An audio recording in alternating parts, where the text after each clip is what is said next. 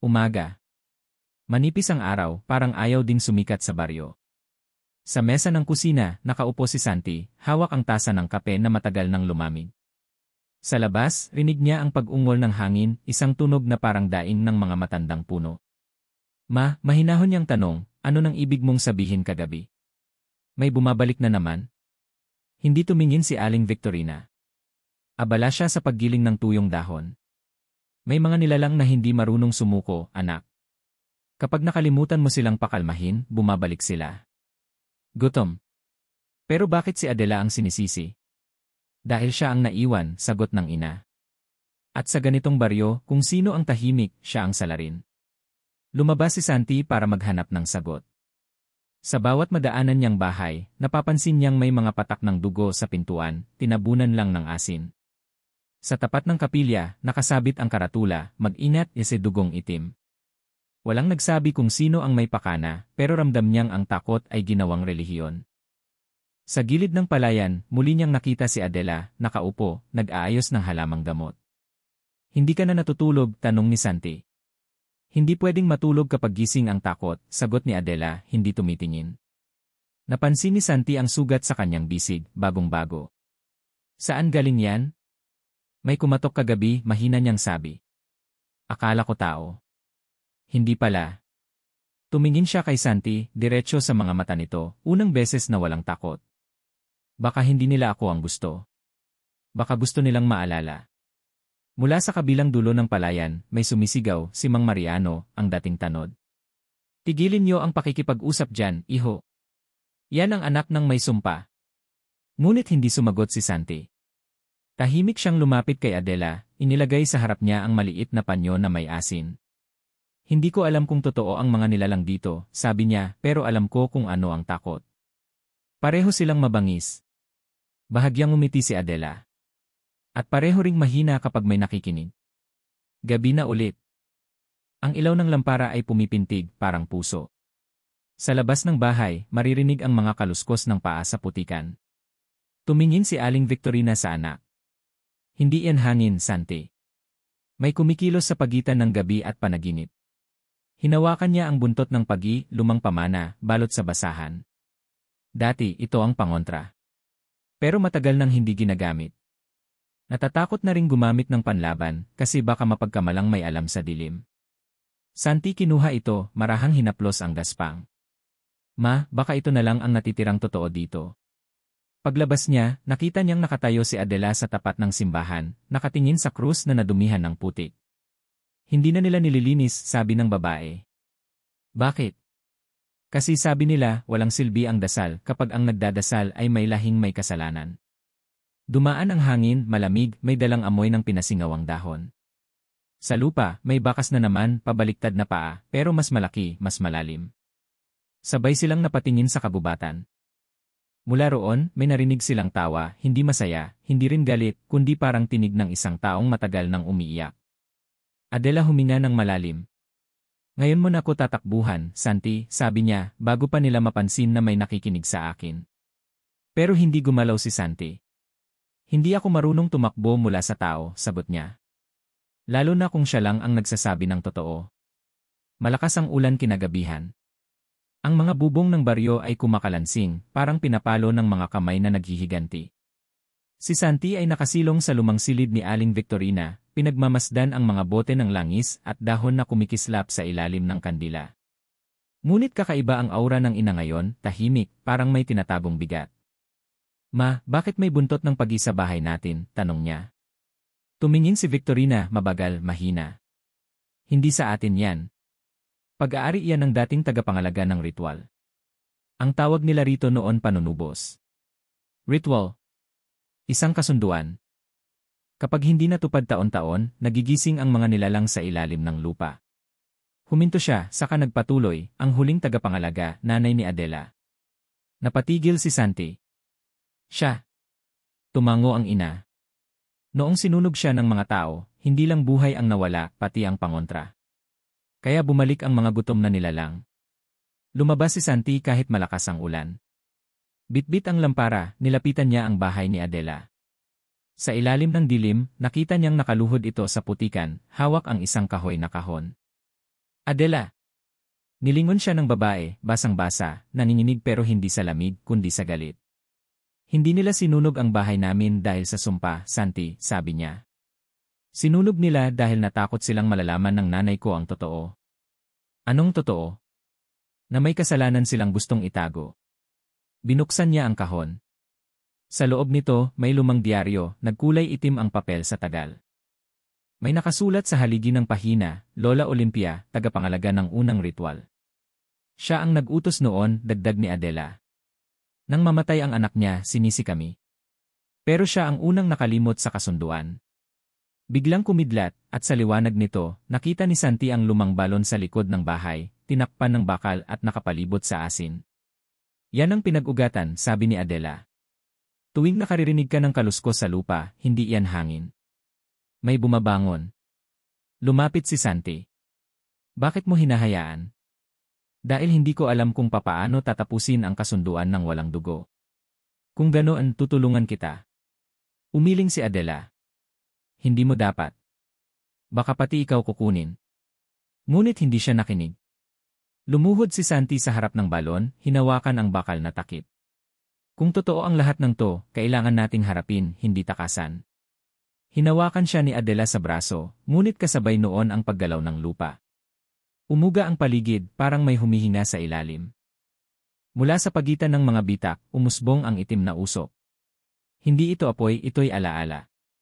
Narinig nila ang mga tinig ng mga matandang nanunood habang sinusunog ang nanay ni Adela, mga dasal, mga sumpa, mga sigaw. Patawarin niyo ako, pabulong ni Adela, ngunit parang sinasagot siya ng hangin, hindi pa. Biglang sumigaw si Aling Victorina mula sa kalsada, Santi. Isara mo yan. Hindi ka pa handa. Ngunit huli na. Sumirit ang malamig na hangin mula sa loob ng balon, at sa isang iglap, may kamay na lumabas mula sa dilim, puti, basa, nanginginig. Hinila si Santi pababa, at kung hindi siya nahawakan ni Adela, baka nalunod siya sa loob ng anino. Hinila siya ng babae pabalik, pareho silang napaupo sa putikan, hinal, basang-basa. Nang makabawi si Santi, tumingin siya kay Adela. Kung ganito kalalim ang sugat ng baryo, hindi sapat ang dasal. Huminga ng malalim si Adela. Hindi nga dasal ang kailangan, Santi. Tumingin siya sa kanya ng diretsyo. Kailangan ng sakripisyo. Tahimik ang baryo pagkagat ng dilim, pero hindi ito kapayapaan, ito ay paghihintay.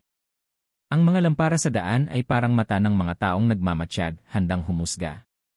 Sa gitna ng kalsada, may mga kalat na asin, durog na bawang, at abo, parang nagmamadaling mga dasal na natapon bago matapos. Sa bahay ni Aling Victorina, nakalatag sa mesa ang mga lumang papel, bahagi ng ritual na nabura sa kasaysayan. Si Santi ay nakatayo sa tabi ng ina, nanginginig ang mga kamay hindi dahil sa takot, kundi sa bigat ng desisyong gustong gawin. Ma, mahinahon niyang sabi, kung hindi natin ibabalik ang kasunduan, mauubos ang mga tao rito. Pero kung ibabalik natin baka tayo ang mawala. Tumigil si Victorina sa pagtuturok ng langis sa bote. Anak, hindi lahat ng kabayanihan ay kailangang makita. Minsan, ang pinakamatapang ay yung marunong magdusa ng tahimik. Pero kung tatahimik ako, hanggang kailan silang mamamatay sa takot? Pumasok si Adela, basang-basa sa ulan, may dalang dahon ng balete at piraso ng papel mula sa lumang dyaryo. Nabasa ko na ang huling linya ng kasunduan, sabi niya. Ang ritual ay kailangang gawin sa mismong lugar kung saan nasunog ang una, sa harap ng kapilya. Napatigil si Victorina. Adela, delikado yon. Lahat ng mga lumang espiritu ay naroon. Ngumiti si Adela, mapait pero matatag.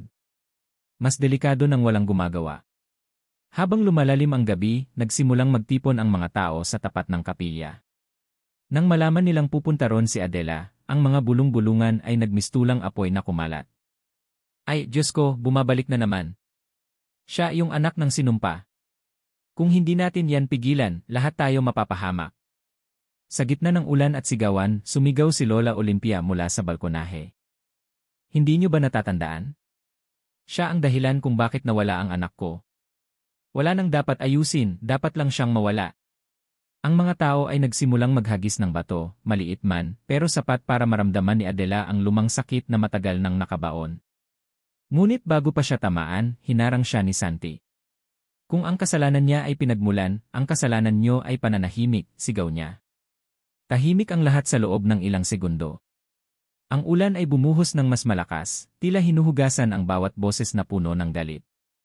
Sa ilalim ng kidlat, nagsimula si Adela sa ritual. Binuka niya ang buntot ng pagi, inilapat sa lupa, at inusal ang mga salitang matagal nang hindi naririnig, ang sugat ng lupa, muling pagalingin. Ang apoy ng galit patahimikin. Habang nagsasalita siya, ang hangin ay kumapal. Mula sa lupa, umangat ang maiitim na usok, mga anyong pamilyar, mga mukha ng mga naunang nagkasala at ng mga nasunog. Isa sa mga iyon ay sinanay ni Adela, nakatingin sa kanya nang may luha sa apoy.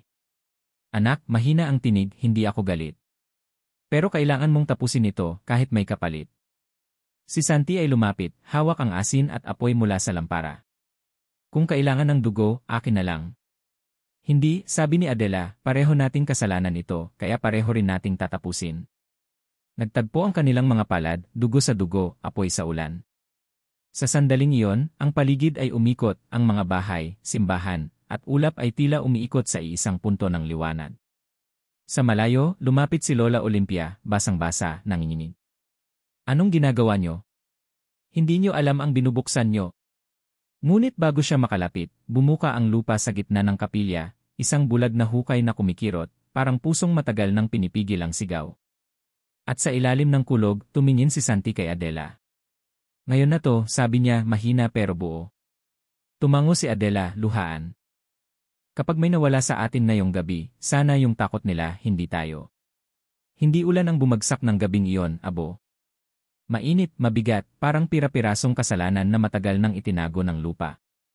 Sa harap ng kapilya, nakaluhod sina Santi at Adela, hawak ang buntot ng pagi na kumikislap na parang pilak sa gitna ng dilim. Sa paligid nila, ang mga tao ay nakapaligid, nakasilong sa mga bahay, takot manood ngunit mas takot tumulong. Adela, hinal ni Santi, hindi na to ritual. Isa na tong paghatol. Tumango siya, mga mata basang-basa pero malinaw. Kung hatol man, gusto kong marinig din nila ang katotohanan. Sa ilalim ng kulog, umangat ang usok mula sa basag na lupa, hindi anyo ng halimaw, kundi mga aninong tao, mga nilinlang, mga pinatahimik. Isa-isa silang lumapit sa kapilya, dumaan sa mga dumurugtong na anino ng apoy. Ang huli sa kanila, ang nanay ni Adela, nakangiti, walang galit. Anak, sabi ng anino, ang sumpa ay hindi galing sa dilim. Galing ito sa mga pusong tumangging umamin sa sarili nilang kasalanan. Biglang lumabas si Lola Olympia mula sa karamihan, humahagulgol, basang-basa, ang buhok dikit sa balat. Hindi ako ang may kasalanan. Kinuha niyo sa akin ang anak ko, sigaw niya, sabay hagis ng bato sa gitna ng apoy. Ngunit bago pa ito tumama, hinawakan ito ng anino, kamay ng sarili niyang anak. Hindi sila, inay, sabi ng tinig mula sa apoy. Ikaw ang hindi nakinig. Lumuhod si Olympia, bumagsak sa lupa, tinakpan ang mukha. Patawarin niyo ako at doon, unang nagbago ang hangin mula sa amoy ng usok tungo sa amoy ng ulan. Ngunit para matapos ang kasunduan, kailangan pa rin ng kabayaran. Hinawakan ni Adela ang buntot ng pagi. Santi, kung ako ang dahilan ng gulo, ako na rin ang magsasara nito. Hindi, mariing sagot ni Santi. Walang sinumang dapat mamatay para sa kapatawaran. Ngumiti siya, mapait. Minsan, kailangan. Bago siya makagalaw, niyakap siya ni Santi mula sa likod at hinawakan ang buntot ng pagi sabay nilang inilapat sa lupa. Sa sandaling iyon, pumasok sa kanilang katawan ang liwanag, malamig, matalim, parang binubuksan ang lahat ng lihim ng mundo. Narinig nila ang mga boses ng mga matagal nang nawala, at sa gitna ng mga iyon, ang mga sigaw ng buhay na unti-unting nagiging katahimikan. Ang lupa ay kumislap, umangat ang alikabok, at sa isang kisap mata, tumigil ang ulan. Ang mga tao ay naglabasan mula sa kanilang mga bahay, nakatingala, humihinga. Wala ng usok, wala ng anino. Ngunit sa gitna ng kapilya, isa na lang ang nakaluhod, si Adela. Wala si Santi. Ang buntot ng pagi ay nakahiga sa tabi niya, basag at walang liwanag. Tumulo ang luha ni Adela, hinalikan ang lupa. Hindi siya nasayang, bulong niya. Sa wakas, natutong humingi ng tawad ang baryo. Mula sa ulap, pumatak muli ang ulan, hindi abo, hindi apoy, kundi malinaw, malamig, at mapatawad. At sa bawat patak, tila may tinig na bumubulong sa hangin, walang sumpang mas matindi kaysa sa takot na hindi mo kinakaharap. Umaga na. Ang unang sinag ng araw ay dumampi sa mga bubong na sinunog ng takot kagabi. Tahimik ang baryo hindi dahil sa kaba, kundi dahil sa pagod. Sa gitna ng kapilya, nanatiling nakaluhod si Adela, nanginginig, basang-basa, yakap ang buntot ng pagi na ngayoy abo na lamang. Lumapit si Aling Victorina, dala ang kumot ni Santi. Walang sinabi, basta't ipinatong iyon sa balikat ng babae. Hindi siya nawala, mahinang sabi ni Victorina. May mga sakripisyong nagiging hangin hindi nawawala, pero naroon sa bawat hinga. Tahimik si Adela. Tumingala siya sa kalangitan, at sa loob ng ulap, tila may bakas ng pamilyar na mukha, nakangiti, payapa. Maraming salamat, bulong niya, kasi pinili mong manatili, kahit alam mong masakit. Pagkaraan ng ilang araw, bumalik sa dati ang baryo, pero hindi na ito yung lumang baryo na puro takot. Ang mga bata ay muling naglalaro sa daan, ang mga pinto ay wala ng linya ng asin, at ang mga simbahan ay muling may awit. Ngunit sa bawat tawa, may halong paggunita, sa bawat dasal, may paghingi ng tawad. Sa ilalim ng punong bayabas, itinayo nila ang isang maliit na krus na kahoy. Walang pangalan, walang petsa, tanging nakasulat, para sa mga pinatahimik at sa mga pumiling makinig. Araw-araw, binibisita ni Adela ang lugar na yon. Minsan may nag-aalay ng bulaklak, minsan may batang nag-iwan ng laruan. Hindi na siya tinatawag na anak ng mangkukulam. Sa baryo ngayon, siya na ang tinatawag na tagapangalaga ng liwanag, hindi banal, hindi rin santo, kundi paalala. Isang hapon, habang papalubog ang araw, napansin niyang may ibon na itim na lumipad sa ibabaw ng balon. Hindi siya natakot. Ngumiti siya, saka binigkas ang unang linya ng lumang dasal, kung may sugat ang lupa, pagalingin. Kung may sugat ang puso, patawarin. Sa sandaling iyon, humipang muli ang malamig na hangin at sumabay sa hangin ang tinig na pamilyar, sapat na, Adela. Nakauwi na ako.